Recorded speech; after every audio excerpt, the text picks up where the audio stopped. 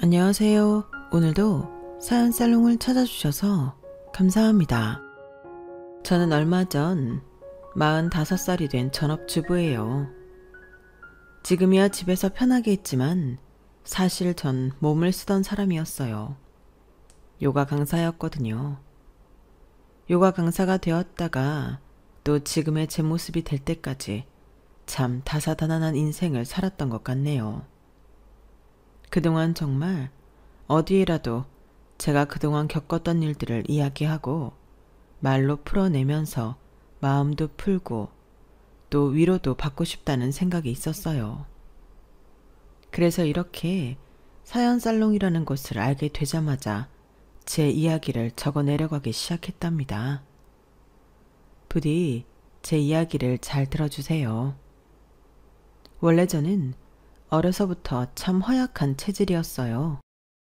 입이 짧아 한창 성장기일 때도 뭘 많이 먹질 못했고 태생적으로 근육이 안 붙고 빼빼 마른 몸이었죠. 그래도 어릴 때는 잔병치레 조금 하는 정도로만 고생을 했는데 성인이 되어 직장에 다니게 되니 늘 피곤함에 허덕이고 건강 적신호도 여기저기서 나타나게 되었어요. 그런 절 보고 주변 지인이 요가를 추천해 주었고 그게 제가 처음 요가를 시작하게 된 계기였습니다. 처음엔 10분만 지나도 땀을 뻘뻘 흘리고 죽을 만큼 힘들었는데 아무리 아리백이고 아파도 꼭 참고 3개월을 매일같이 나가니 몸이 달라지는 게 느껴지더군요. 그때부터 재미를 붙여서 열심히 하다 보니 전 몰라보게 건강해진 몸을 갖게 되었고 요가의 매력에 푹 빠지게 되었어요. 그래서 나중에는 요가 강사 자격증까지 따게 되었고 제가 오랫동안 배웠던 선생님의 추천으로 주말 강사로도 일해보게 되었죠. 처음에는 주말이나 평일 저녁 수업만 맡아서 하며 투잡 생활을 이어갔지만 강사 수입이 안정적으로 들어오고 저축한 금액이 꽤 쌓이게 되면서 저는 아예 회사를 관두고 전업 강사가 되었어요. 그때 절 강사로 일하게 해주신 원장님이 바로 처음부터 제게 요가를 가르쳐 주셨던 선생님이셨답니다. 새로 요가원을 오픈하게 되었는데 그곳에 강사로 데려가고 싶다고 하셔서 저는 이례적으로 프리랜서 전환을 하자마자 괜찮은 수입을 벌어들이게 되었죠. 그렇게 활기찬 인생의 이막을 펼치고 있을 때 남편을 만나게 되었어요. 세미나에서 자주 뵙던 분이 저와 대화를 나누다가 잘 어울릴 것 같다며 만남을 주선해 주신 것이었는데요. 저보다 1살 많은 나이에 대기업에 다닌다는 남편은 실제로 만나보니 야망이 대단한 사람이었어요. 제가 제 입으로 이런 말 드리긴 그렇지만 되게 좋은 회사에 다니고 있거든요. 저는 뭐든지 무조건 최고 아니면 안 된다는 생각이 강해서 취업이 조금 늦더라도 이 회사를 꼭 들어오고 싶었어요. 그래서 사실 연애할 때 조금 바쁠 수는 있을 것 같네요. 이거 참. 아, 네. 현진쌤한테 들었어요. 그 회사 업무가 엄청 힘들다고 들었는데 괜찮으세요? 물론 너무 좋은 회사라 복지도 엄청나고 급여도 많다고 들었어요. 실제로 그 회사 다니는 분을 처음 뵈서 신기하네요. 사람 사는 게 다 똑같죠. 저는 이 회사 좋아요. 아직 1년차 신입이긴 하지만 그래도 어떻게 들어온 회사인데 끝까지 버티려고요. 요즘 친구들 보면 다 해외여행이니 뭐니 하면서 세월 아까운지 모르더라고요. 돈 아까운 줄도 모르고 말이에요. 은정 씨는 어떤 삶을 지향하는 편이세요? 현재를 즐기는 게 중요한 스타일이세요? 아니요. 저도 광활한 스타일이 아니라서 오늘만 보고 사는 편은 아니에요. 원래 직장 다니다가 지금 이렇게 요가 수업하게 된 것도 처음엔 계속 투잡으로만 하려고 했었어요. 지금 원장님 만나서 안정적으로 수업받게 되지 않았다면 아마 아직도 직장 다니고 있었을 거예요. 되게 신중하신 스타일이구나. 은정씨 입맛도 그렇고 얘기 나누다 보니 저랑 되게 잘 통하시네요. 그때 당시는 20대엔 해외여행을 자주 다니고 최대한 젊을 때 많이 놀아야 한다는 생각이 저희 또래 사람들에게 팽배했던 때였거든요.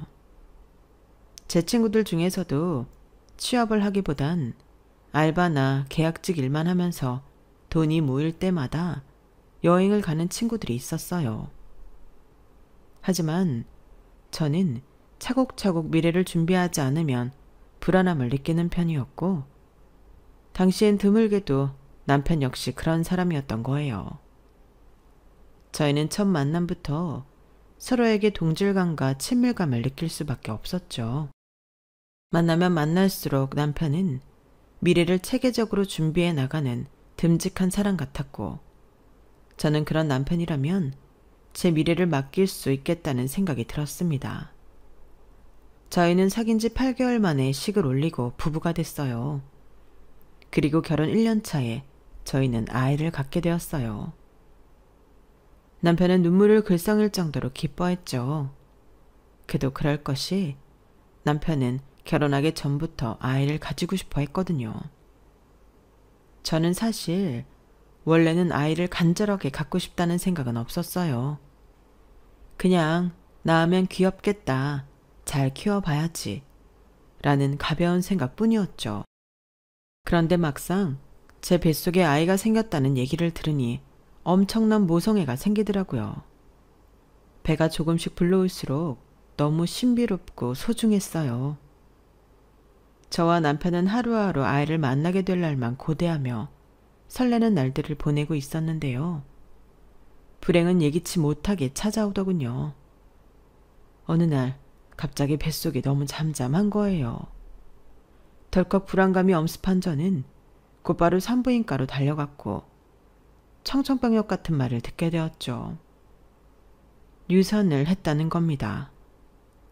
저희 부부는 굉장히 큰 충격을 받았고 한동안 깊은 우울감에 빠져 살았어요. 밤에 잠도 제대로 못 잘 만큼 좌절감에 힘들어하는 저에게 남편은 먼저 다가와 위로의 말을 건넸습니다. 여보, 이제 기운 차리고 힘내자. 언제까지 이렇게 실패에 빠져 있을 수만은 없잖아. 다시 잘 노력해보면 이번엔 예쁜 아기를 얻을 수 있을 거야. 처음부터 우리한테 올 아기는 따로 있었는지도 몰라. 저는 남편 품에서 엉엉 울었어요. 그제야 저는 제 자신이 그전에는 그렇게 목 놓아 울지는 못하고 있었다는 걸 깨달았죠. 남편 역시 눈물을 흘렸고 그날 이후로 저희 부부는 다시 아기를 가지려 노력했어요. 하지만 그 다음도 또 그 다음도 저희는 계속해서 유산이라는 큰 슬픔을 겪게 되었답니다. 한 번 겪어도 힘들다는 유산을 3번이나 연속으로 겪게 되니 저는 말 그대로 몸도 마음도 만신창이가 되어 정신을 차릴 수가 없었어요. 여자로서의 자존감이 아니라 그냥 저라는 사람 자체에 대해서 자존감이 떨어지게 될 정도로요. 그런데 3번째 유산을 했을 때 제가 가장 크게 의지하던 사람이 갑자기 돌변해버리더군요. 바로 제 남편 말이에요. 남편은 더 이상 절 위로하고 안아주지 않았어요. 대신 절 원망하며 원색적인 비난을 퍼붓기 시작했죠. 아니, 2번이나 그런 실수를 했으면 이번에는 좀 각별히 주의를 했어야 하는 거 아니야? 실수라니, 병원에서 우리가 잘못한 부분은 없다고 그랬잖아. 당신 말은 지금 내가 잘못해서 이런 일이 벌어졌다는 거야? 그럼 내가 잘못했어? 나야 뭘 하려고 해도 할 수가 없는 몸이잖아. 내가 2번이나 그렇게 좋게 넘어가 줬으면 이번엔 당신이 제대로 관리를 했어야지. 뭐라고? 넘어가줘? 내가 병원에서 하지 말란 거 한 적 있어? 병원에서 하라는 거 안 한 거 있냐고. 하라는 그대로 따랐는데 이런 일이 벌어진 게 내 탓이라는 거야? 결과가 그렇잖아, 결과가. 이번에야말로 여자가 제대로 해내야 하는 일인데 가뜩이나 몸 쓰는 일 하면서 애가 무사하길 바래? 2번씩이나 유산을 했으면 이번엔 일을 줄여서라도 모든 집중을 쏟았어야 하는 게 맞잖아. 남편의 말에 저는 너무 큰 상처를 받게 되었습니다. 더 이상 목이 메어서 아무런 말도 할 수가 없었죠. 그 뒤로 남편과 제 사이는 영원히 틀어지게 되었어요. 시간이 흘러 그때 일이 바래지고 일상을 되찾아도 예전과 같은 사이로 돌아갈 수는 없었죠. 하지만 저는 여전히 남편을 싫어하지는 않았어요. 남편이 조금 심한 말을 뱉긴 했지만 남편은 남편 나름대로 심한 스트레스를 받고 있었거든요. 바로 직장에서요. 하필이면 가정이 크게 흔들리던 시기에 남편이 잘 따르던 부장이 사내 정치에 밀려 좌천된 거예요. 그 부장님은 저 멀리 지방으로 내려갔다고 했어요. 무슨 일인지 저는 정확히 알지는 못하지만 상황이 심각한 것 같더군요. 남편은 아직 서울에 있었지만 입사 동기들이 전부 승진할 때 혼자만 덩그러니 승진을 못하고 남게 되었어요. 그리고 결국엔 현장직으로 옮겨가게 되었죠. 남편은 오히려 지방으로 쫓겨난 것보다 승승장구하는 동기들을 보면서 자기만 혼자서 현장에서 일을 하는 걸 더 힘들어 했어요. 밤마다 잠도 설치고 괴로워할 만큼요. 저에게 말한 것 외에도 회사 생활에서 받는 스트레스가 꽤 컸을 겁니다. 대기업의 직장 내 괴롭힘은 차원이 다르더군요. 남편은 어떤 일을 겪는지 세세하게 말하진 않았지만 탈모까지 올 정도로 크게 스트레스를 받았어요. 서로 사이는 소원해졌지만 그래도 저는 남편이 술을 마시고 들어오거나 유달려 얼굴이 푸석해질 때면 걱정이 되었어요. 그래서 시간 날 때마다 도시락을 싸주거나 해장이 필요하면 아침마다 밥을 해먹이고 회사에 보냈죠. 정시간이 없으면 꿀물이라도 타줬고요. 살림은 자연히 제가 90%를 담당했고 남편은 주말에 한 번씩 설거지나 빨래를 하는 등 최소한의 일만 도왔지만 그걸 가지고 뭐라고 한 적은 한 번도 없었을 만큼 저는 남편을 위해 맞춰서 살았답니다. 그렇게 3년 정도의 시간이 흘렀고 남편은 드디어 사무실로 다시 복귀할 수 있었어요. 새롭게 줄을 잘 서는데 성공한 것인지 점점 얼굴이 다시 피더군요. 그때쯤 되어서 저희 부부 사이도 조금은 더 가까워지고 남편도 저에게 다시 조금씩 따뜻한 모습을 보이게 되었죠. 우리는 짧지만 두런두런 대화를 나누는 시간도 점차 길어졌고 다시 한번 조심스럽게 아이 얘기를 꺼내게 되었어요. 당시 제 나이가 30대 후반이었기에 저는 더 늦기 전에 지푸라기라도 잡는 심정으로 시도해보자는 생각이 들었죠. 남편은 다시 기대를 하면서도 전과는 다르게 시도 자체에 굉장히 조심스러워하는 기색이었죠. 사실 너무 큰 실패를 겪고 완전히 좌절했던 일에 다시 도전한다는 것은 생각보다 정말 어려운 일이었어요. 머리도 마음도 선뜻 결정이라는 걸 내릴 수가 없었죠. 그렇게 남편과 조심스러운 결정을 고민하고 있던 시기에 제가 일하던 요가원의 원장님께서 저에게 여행을 제안하셨는데요. 요가인들이 정말 많이 가는 여행지 중 하나였고 자연이 아름다운 곳이었기에 저는 고민할 필요도 없이 그 제안을 받아들였어요. 사실 오랜 기간 가까이 지내며 제 사정을 전부 알고 계시던 원장님이 제가 새로운 환경에서 잠시라도 활기를 되찾길 바라는 마음에 기회가 오자마자 저에게 제안을 주신 거였기에 전 너무나 감사하는 마음이었죠. 남편도 좋은 기회라며 잘 다녀오라고 해주었고 여행의 첫 3일은 정말 행복했답니다.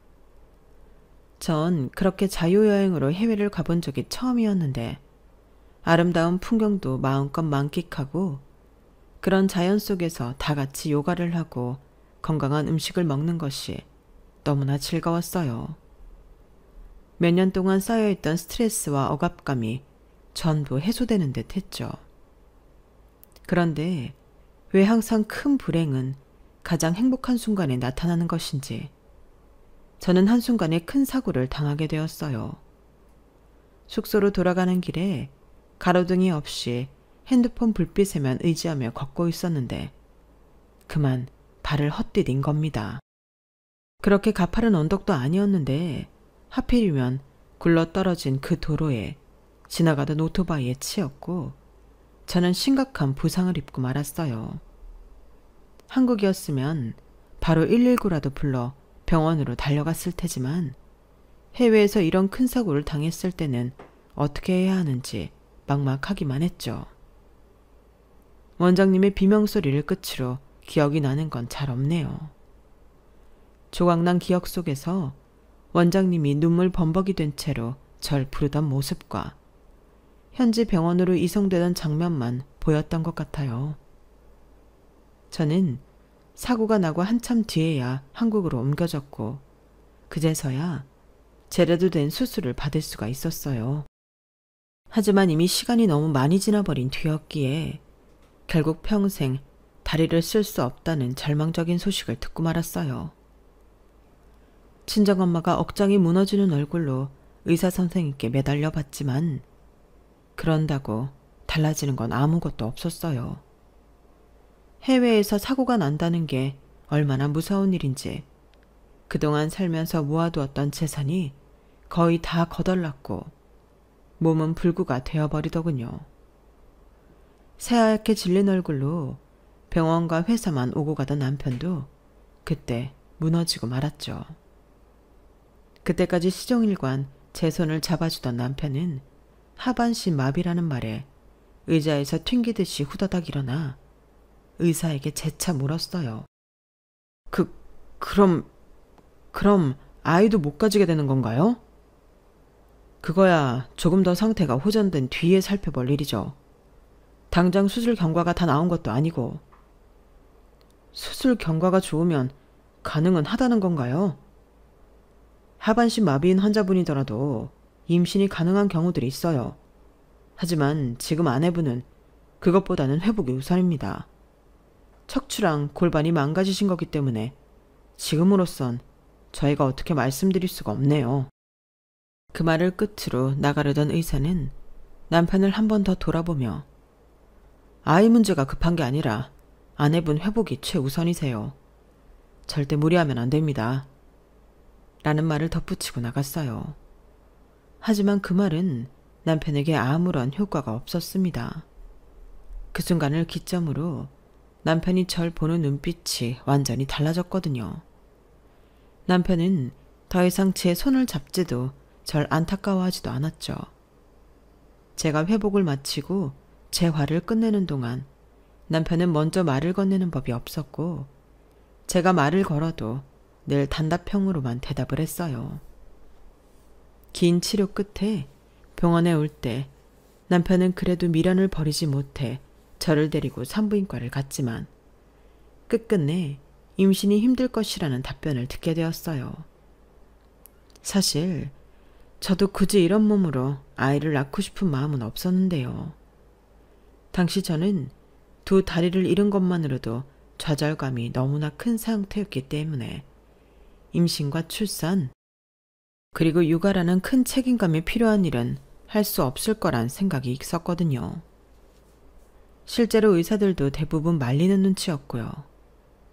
제 몸 하나 챙기기 어려운데 새 생명을 위한 희생까지 하는 건 불가능해 보였죠.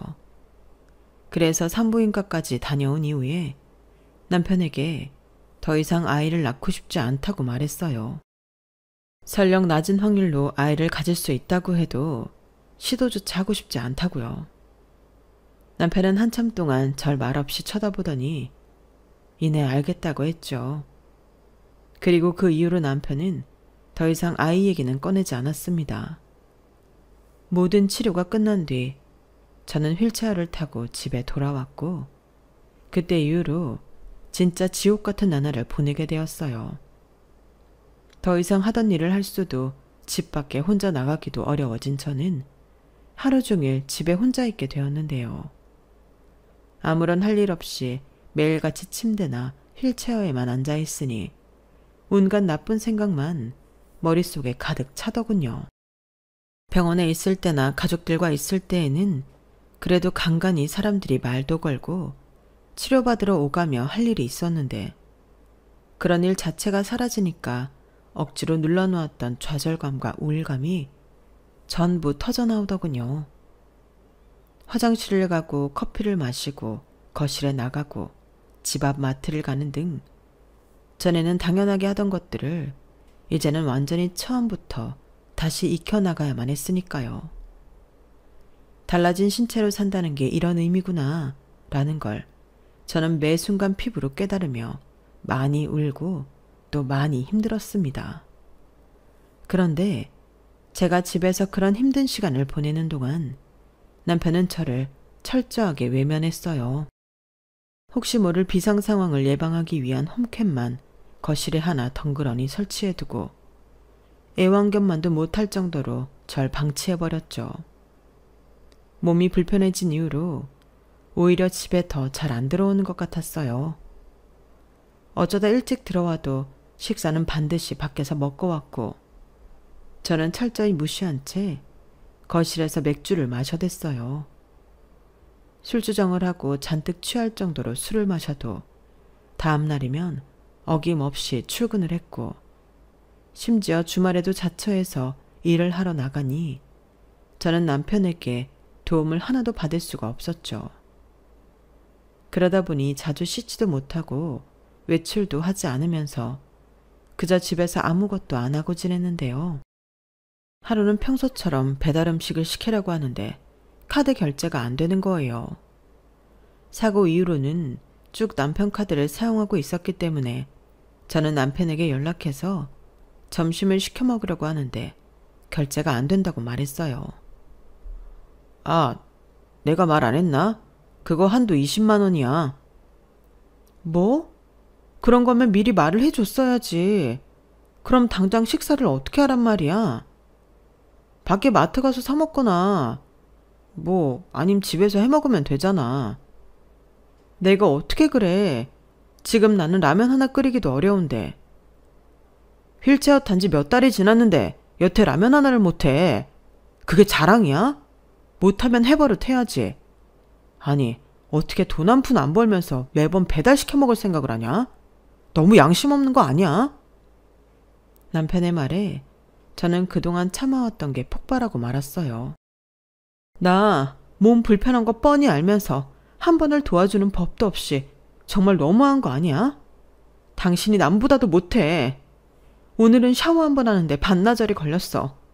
근데 어떻게 밥도 제대로 못 먹게 할 수가 있어?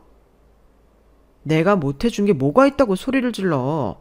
뼈 빠지게 일해서 번 돈 당신이 아무런 대가도 없이 몇 개월 동안 써와도 내가 한마디를 뭐라고 한 적이 있어? 내가 당신 몸 불편한 뒤로 내조를 바라기래 살림 잘하기를 바래. 그냥 당신 몸은 당신 스스로가 알아서 챙기라고. 혼자 집에서 놀고 먹으면서 식비에만 20만 원 넘게 쓰겠다는 거. 그 심보 자체가 너무 뻔뻔하잖아. 남편의 말에 머리끝까지 화가 난 저도 맞받아치려고 했는데 어떻게 사람이. 나 지금 회의 들어가 봐야 돼. 끊어. 남편은 제 말을 싹둑 자르더니 그대로 전화를 끊어버리더군요. 그렇게 일방적으로 전화를 끊어버리니까 너무 어이가 없고 화가 폭발해버렸는데 또 남편이 외벌이로 일을 하는 건 맞으니 더 이상 연락을 할 수도 없었어요. 그런 제 처지가 너무 답답하고 슬퍼서 엉엉 울었죠. 남편은 그렇게 크게 싸워놓고 퇴근 후 집에 와서도 저한테 한마디도 하지 않았고 그저 평소처럼 지냈어요. 시간이 지나면서 저는 남편이 저를 전혀 신경 쓰지 않는 그런 모습들로 인해 우울증이 더 극심해졌답니다. 하루 종일 집에서 아무것도 안 하고 있으니 점점 꼴이 말이 아니게 되었어요. 조금 멀쩡한 노숙인 정도라고 보면 되려나요? 그러다 보니 명절이고 생일이고 뭐고 친정 가족들한테도 친구나 지인에게도 아무에게도 연락을 안 했죠. 왜 이렇게 힘들게 아등바등 살아야 하는지 모르겠다는 생각을 하루 종일 했어요. 그러다 보니 어느 날은 번뜩 이러다가 정말 제 자신이 위험한 행동을 할지도 모르겠다는 무서운 생각이 들더라고요. 그날은 갑자기 왜 그런 생각이 들었는지 모르겠네요. 어쨌든 저는 살아야겠다는 생각이 들자마자 본능적으로 남편에게서 벗어나야겠다고 생각했어요. 저는 몸부터 씻고 깨끗한 옷으로 갈아입기 시작했고 그 다음날 큰맘 먹고 외출을 해서 이혼 서류를 꾸며왔습니다. 그리고 저녁에 남편이 돌아오자마자 이혼 서류를 내던졌어요. 남편은 의아한 표정으로 종이를 집어들더니 그게 이혼 서류라는 걸 알아차리곤 하! 하고 기가 차다는 듯이 한숨 섞인 짜증을 냈죠. 이게 뭔데? 지금 뭐 하자는 건데? 보면 몰라? 뭐 하긴 뭐해? 이혼하자는 거지. 당신, 지금 당신이 무슨 소리를 하고 있는 건지 알기나 해? 이혼? 이게 그동안 참아주니까 아주 기고만장. 누가 자기 아내한테 당신처럼 굴어. 내가 이렇게 휠체어 타고 아이도 못 낳는다고 개만도 못한 취급을 하고 있잖아. 당신은 나랑 결혼 생활 계속하려고 이따위로 구니? 내가 싫어서 발악하는 거 아니야? 그러니까 소원대로 이혼해 주겠다고. 당신 이렇게까지 세상 물정 모르고 순진한 인간이었어? 아니면 집에만 있다 보니까 지능이 떨어지기라도 한 거야? 이 여편네야, 이혼도 돈이 있어야 하는 거야. 하, 참나. 진짜 그나마 남아있던 정도 싹 사라지게 하네. 뭐라고? 당신 지금 말 다 했어? 남편은 이혼 서류를 한 손으로 사정없이 구겨버리더니 집어 던지며 말했어요.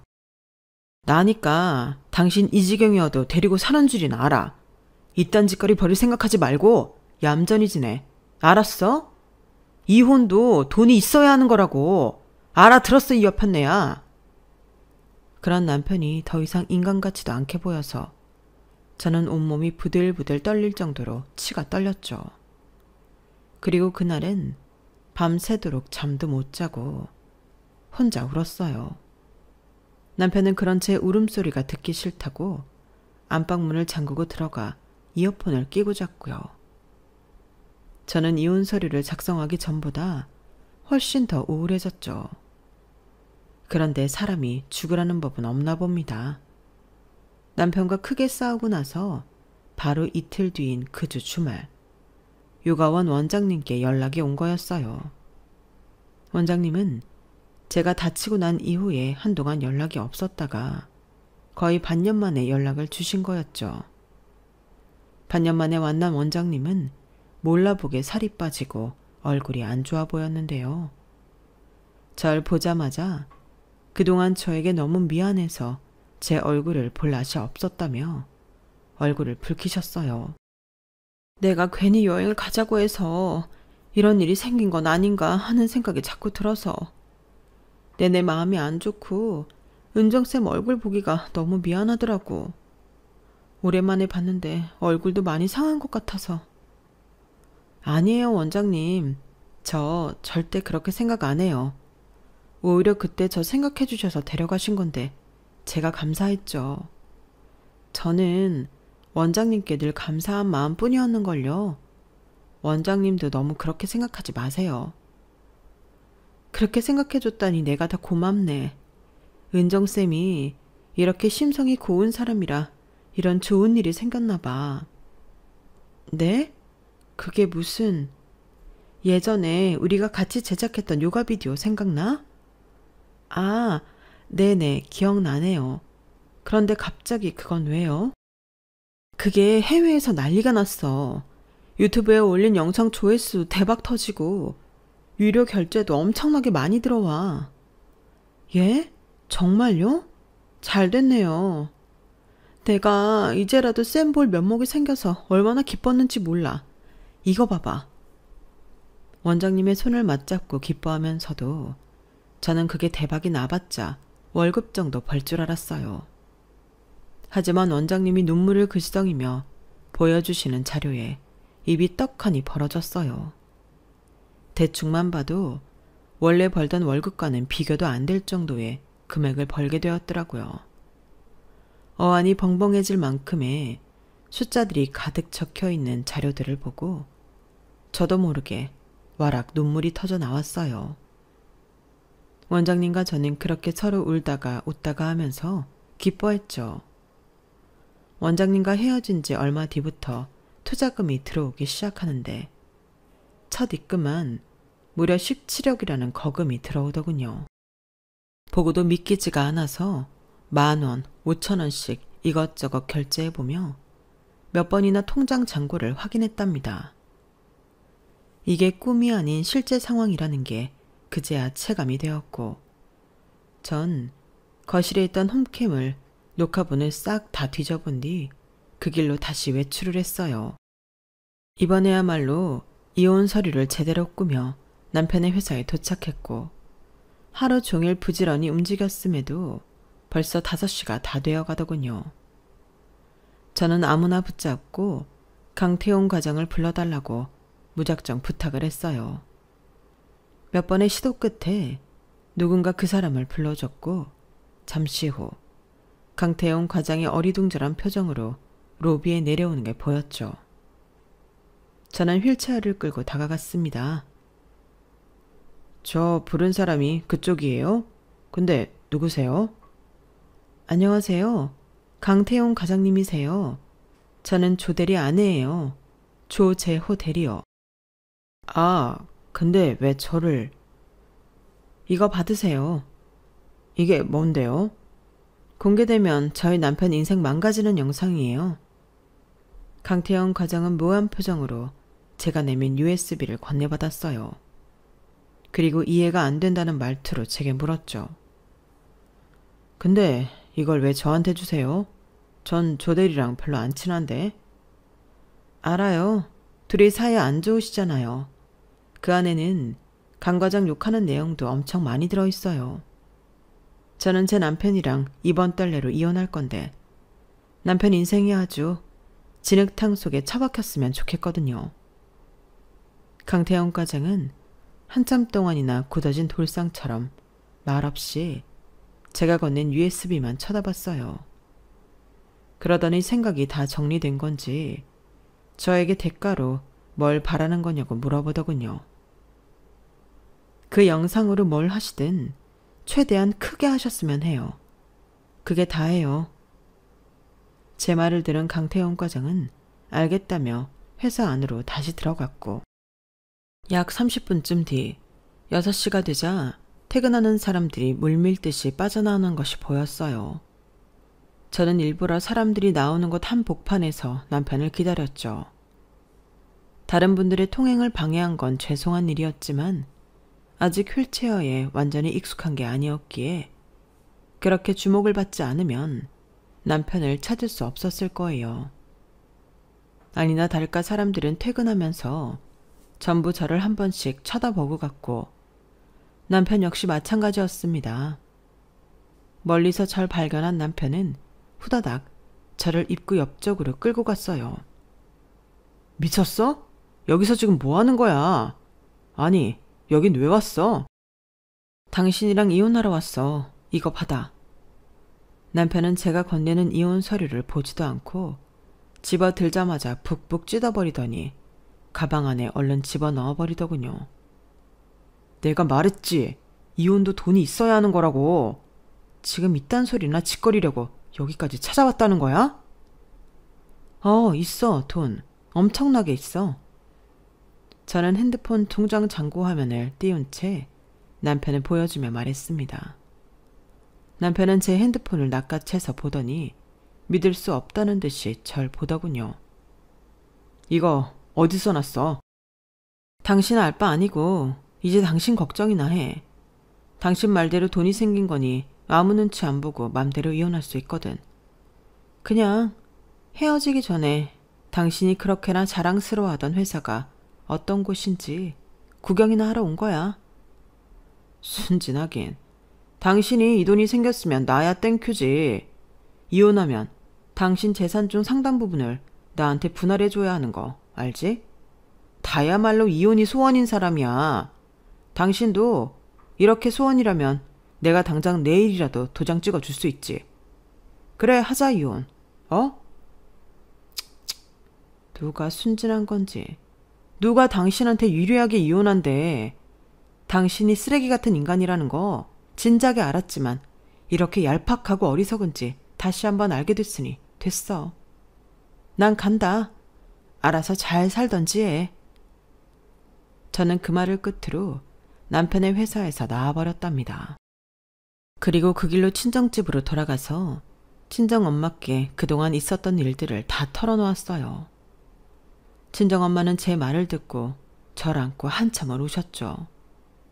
저는 다음 날부터 남편에게 제대로 된 복수를 시작했고 친정엄마는 그런절 뒷바라지 해주셨어요. 저는 그간 남편이 배우자로서 저에게 얼마나 충실하지 못했는지 증거를 전부 모아서 변호사 사무실에 갔고 그 사이 남편은 저에게 어떻게 힘써보지도 못하고 회사 일로 인해 정신없이 나락에 빠지고 있었어요. 강태영 과장이 제 생각보다 훨씬 더 빠르게 움직였더군요. 제가 강태영 과장에게 넘겼던 USB에는 남편이 거실에서 술을 마시고 취할 때마다 하던 회사 사람들 욕과 어렵게 줄을 잘 섰다던 그 상사에 대한 욕, 그리고 직원들에 대한 성적 발언까지 전부 담겨 있었거든요. 그게 회사 인트라넷에 오픈이 되자 회사는 발칵 뒤집히고 말았죠. 회사 내에서 남편은 엄청나게 질타를 받고 성희롱 신고까지 당하게 되었고 얼마 지나지 않아 해고 통보까지 받게 되었답니다. 그 와중에 이혼 소송까지 진행하게 되니 남편은 겨우 변호사를 구하긴 했지만 제 주장에 마땅히 반박할 증거도 제대로 못 찾았고 그저 저희 측 변호사에게 휘둘리기만 했죠. 결국 남편은 만신창이가 된 채로 저희 친정집에 찾아왔어요. 하지만 이미 저와 저희 엄마는 친정집도 내놓고 호텔에서 지내고 있었기 때문에 남편은 저희 모녀도 만날 수가 없었죠. 나중에 부동산 사장님께 남편이 빈집 초인종을 누르며 엉엉 울고 빌고 화를 내고 있었다는 말을 전해 들었을 때 얼마나 속이 통쾌하고 시원했는지 모릅니다. 저를 만날 수 없다는 사실에 또 화가 난 건지 남편은 며칠 뒤 저에게 명예훼손으로 고소장을 보내오더군요. 변호사를 통해서 그 사실을 알았는데 전 그때 남편이 한 말 중 적어도 하나는 정말 맞는 말이라는 생각이 들었어요. 이혼도 돈이 있어야 한다는 말 말이에요. 저는 콧방귀를 끼며 그깟 손해배상 해주면 그만이니 후회하지 않는다고 얘기했고 변호사는 제 말을 듣더니 알아서 처리해주겠다고 하더군요. 그래서 저는 그동안 친정엄마와 저희가 살기 편한 고급 아파트를 보러 다니며 평화로운 시간을 보냈답니다. 다행히 집을 내놓은 지 오래되지 않아 저희는 집이 팔렸다는 연락을 받고 부동산으로 계약서를 쓰러 갔어요.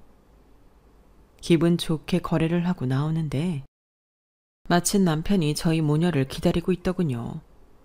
남편은 저를 보자마자 잠깐 얘기 좀 하자며 저를 붙잡았어요.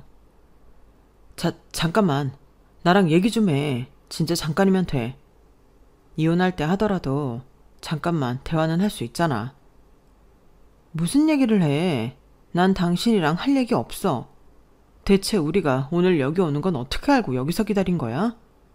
진짜 징글징글하다. 집을 내놨으면 팔릴 때 올 거라고 생각했지.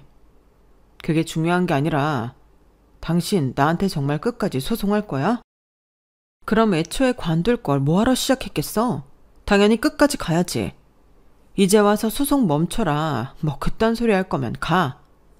난 당신이 무슨 소리를 해도 그만둘 마음이 없으니까. 합의를 하자고. 당신도 나한테 잘못한 게 있잖아. 그 홈캠 영상, 그거 당신이 회사에 뿌린 거지. 당신이 아니고서야 우리 집 홈캠 영상을 누가 어떻게 회사에 뿌릴 수가 있겠어. 당신이 저지른 짓도 불법이야. 알아? 내가 그걸로 당신한테 소송 건 거 그거 없었던 일로 해줄게. 그리고 이혼도 재산 분할 적당히 합의해 줄게. 그러니까 우리 서로 진흙탕 싸움 그만하고 원만하게 합의를 보자. 내가 왜? 참나, 계산기 때려보니까 명예훼손으로 이것저것 걸어서 배상금 뜯어내는 것보다 합의하는 게 손해가 덜 날 것 같았나 보지? 나는 상관없어. 당신이 그랬지? 이혼도 돈이 있어야 하는 거라고.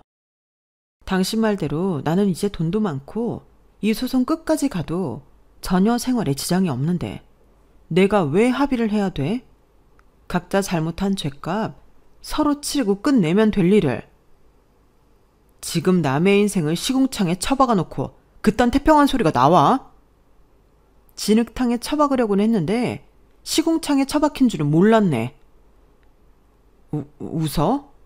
내가 당신 몸에 손댄 적이 한 번도 없는데 폭행이니 뭐니? 그거 다 무고죄야, 무고죄.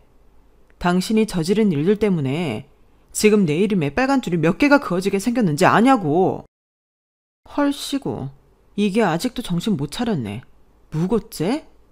당신이 나한테 한 짓 그게 다 폭력이야.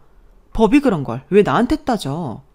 그리고 누가 부하 직원들 상대로 그딴 더러운 생각을 하고 살을 해?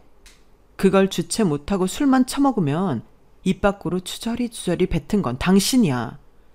지 인생 지가 신나게 꼬아놓고 왜 나한테 화풀인지 모르겠다. 아직도 정신 못 차린 인간이랑 더 할 말 없어. 이만 간다. 저는 그 말을 끝으로 엄마 차로 향해 휠체어를 돌렸고 남편은 잠깐!